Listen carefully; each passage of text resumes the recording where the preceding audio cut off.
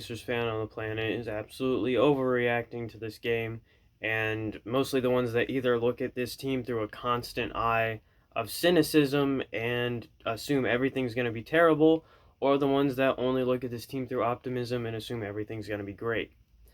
Me, I lean towards the more optimistic side, but I still criticize people, which is what I'm going to do now. I'm going to go through player by player. No one is safe. Not even Coach Rick Carlisle, because he made a crucial decision with how many people he puts in a rotation that I think was partially a reason why we lost this one. First, I'm going to go through player by player. I'm going to go with point guard through shooting guard in the starting five, and then the three guys off the bench. Malcolm Brogdon. What was that three? Can you what was your thought process? You had like 14 seconds left on the shot clock, plenty of time to try and let something develop, pass the ball around and find an open guy.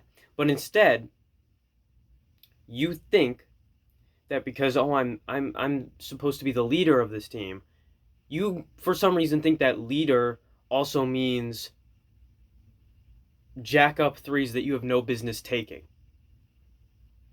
I get you were fairly open, but you were fairly open because you were way too deep to be taking that shot. Yet you made a three earlier that made the game close. You don't do heat checks when there's under a minute left in the game. It was terrible. The decision making, once we got into like the final 2 minutes and in the third quarter, you absolutely crapped the bed along with the rest of your team. And it was terrible. And your defense in the beginning of the game was really bad. It got better as the game went on.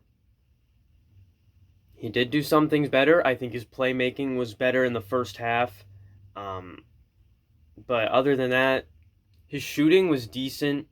He shot like 40% from the field and 30% from three. So not super bad, but I would hope for better. It's just hero ball. Malcolm Brogdon hero ball all over again. And I'm not liking it. It's really bad. It's really stupid. And it's completely unnecessary when you have plenty of other guys on the team who can generate shots, especially when Sabonis has been basically automatic in the paint. You could have just waited for something to develop, passed it to Sabonis in the paint, he could have laid it in for two, and we would have won the game. Next, Justin Holiday was at shooting guard. Justin was his shooting was off and on. It was off and on all night, and in the third quarter, he forgot how to play defense. Forgot how to play basketball, really, in the third quarter. First and second quarter, he was good. Third quarter, he was bad. Fourth quarter, just normal. Didn't see much of him then. But he had a decent game. It's just defense. My goodness. Chris Duarte had a very good game. Everybody that was doubting Chris Duarte, I told you so, and everybody needs to start listening to me more often when it comes to prospects, because I'm right like 70% of the time. He had 27 points, most for a Pacers rookie ever in their debut. Also, the first player for the Pacers the first rookie to start for the Pacers since like Jamal Tinsley in 2001. So, had a nice night. Some shots were. He went cold in the third quarter just like everyone else. That was his worst quarter. But in the first, second, and fourth quarter, he was good. And on defense, he hustled. He tried to draw fouls. He did whatever he could to help the team win. I expected nothing less from him. That's exactly what I said he was going to do, and that's exactly what he did. Power forward, Domantas Sabonis. Domas, he gave his heart and soul out there tonight. Scored like 30-something points. Got 15 rebounds. He sucked in the third just like everyone else, but first, second, and fourth, my goodness, he was beastly. They couldn't stop him. He was just beastly. Yeah, and on defense, he didn't even look that bad. And it looks like he's developed a consistent three-point shot. So he could definitely be deadly as the season goes on. Center Miles, I know on offense he didn't do much, but His three-pointer wasn't terrible. It wasn't good, but it wasn't terrible. On defense, he did normal Miles things. He got 4 blocks and was very good on the perimeter, good on interior shot contesting, just normal Miles stuff. He had a normal game. Um, just like everyone else sucked in the third quarter, but I feel like we didn't really see much of him in the third. Guys off the bench, Jeremy Lamb had a terrible night, only made like 1 shot, had multiple shots there at the end that could have helped us win the game. Just didn't sink them. Defense, he was okay. Uh, Torrey Craig, I expected nothing less from him. He plays hard-nosed basketball. He grinds it out. He dives for loose balls, does whatever he can to help the team win. He hit 1 3 and then thought he should take a bunch of other threes in the third, and yeah, that was bad. I think he should get touches on offense, but I think they should be more limited, especially when he's gone cold like that. You shouldn't be giving him the ball after that. TJ McConnell, probably the best player in the third quarter, even though he still wasn't very good in the third. He was the best player in the third quarter. Other than that, he was good first, second, and fourth. Normal TJ, he got like 4 blocks and 4 blocks. He got 2 blocks and 1 steal and had a few points here and there. Normal TJ McConnell hustle. He was a guy that really got LaMelo out of his comfort zone, like going inside, staying physical on him because he knew. Apparently, he's the only guy on the Pacers team who actually did their homework on LaMelo Ball. When you put him outside of his comfort zone and you're physical and you're up in his face, he shies away. He shies away from contact. He likes to play soft basketball. You put him outside of his comfort zone, he misses shots. As soon as you let him back in his comfort zone, he makes shots. We would drive him out of his comfort zone and then let him settle back in for some reason, instead of keeping the pressure on him. That's when he made the majority of his shots, was when we didn't care to pressure him. He's soft. We should have played him physical. We have plenty of guys who are physical and can get up in his face and out-physical him and outwork him and lock him down. He's 6'9", and there were moments where 6'1" TJ McConnell was being more physical and locking him down in the paint. Anyone on this team can do it because they're more physical, they have a higher drive, and they're not a daddy's boy. They can actually play. They're not soft. We just made him look good.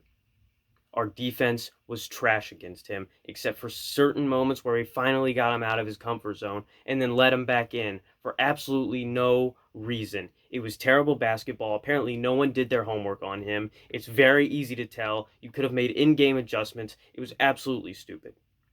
Absolutely stupid. No excuses for it.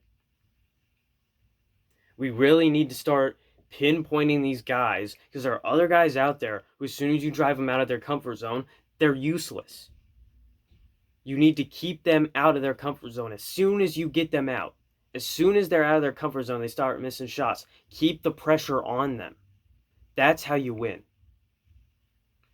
Rick Carlisle, my huge problem, the 8-man rotation. This team is deep enough where you can have a 10-man rotation and it's completely fine. And what happens just for this game? You got O'Shea Brissett, he scored 12 points per game last year. He was great. Why aren't you putting him in when like Domas is gassed? Because that's part of the reason why we sucked in the third. We had a ton of guys out there and they were tired. They were gassed. Why aren't we subbing guys like O'Shea Brissett or maybe Isaiah Jackson? I mean, we suck so bad. Why not give him a shot? It would have made no difference. Put O'Shea Brissett out there or Isaiah Jackson out there for one of our big guys. Give him a bit of a break. You could even put O'Shea Brissett at small forward. He can play either of the forwards. You could have given someone a break. You could have given anyone center. You could give the center, the power forward, the small forward a break throughout that whole sequence.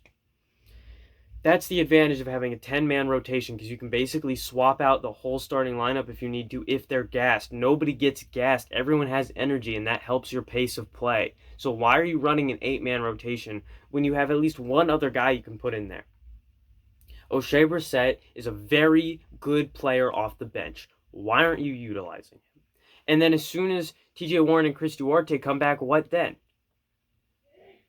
After those two come back, Justin Holiday and Chris Duarte are definitely staying in the lineup. So after that, you've only got like one more bench spot open. So either Karis LeVert, Jeremy Lamb, or Torrey Craig is getting kicked out of the rotation for the majority of the games. Why? Why just run a 10-man rotation? Less guys get gassed. You avoid whole quarters of ineptitude because their thinking isn't clouded because they're fresh. They're good. They're not tired. It's like shifts in hockey, where if you have guys out there for too long and they get too tired, their decision making becomes worse and worse. And then they become gassed, then your momentum gets lost, and you have stuff like this. So why are you running an 8-man rotation when you have a team deep enough to go 10-man rotation?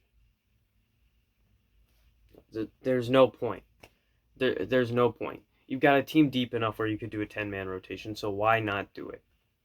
Maybe after this game he'll realize that and he'll switch it up. Maybe after a few games he'll realize it and switch it up. Maybe after Karis LeVert and TJ Warren come back, he switches it to a 10-man. Maybe it's just a temporary thing. I hope it is, because an 8-man rotation with a team this deep doesn't work.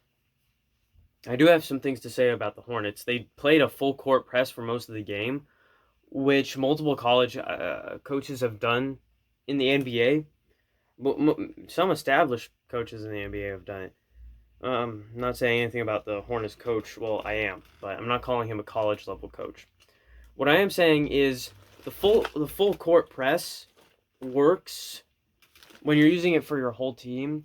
It works for like the first 30 games, and then players get gassed, and they're too tired to do it, and then you're getting beaten.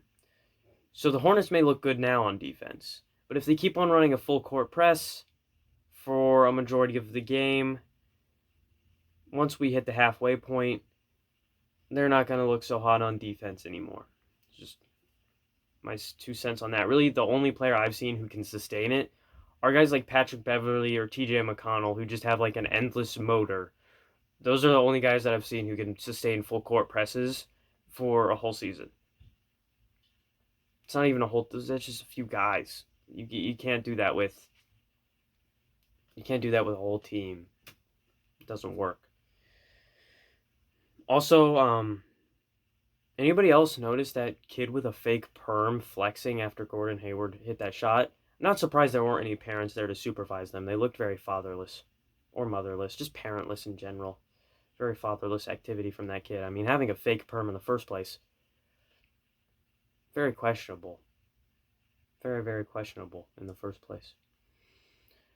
See you guys next time. As always, I'm not funny, and I can't wait to see overreactions. I'm sure the season's over. The team should be disbanded, and there's no point in playing the rest of the 81 games this year based off of one loss. Because, you know, that's how basketball works. It's not like there's 81 other games after this. This was the only game right here. Give up all hope now. That's good logic to have. See you guys next time. You never see it coming.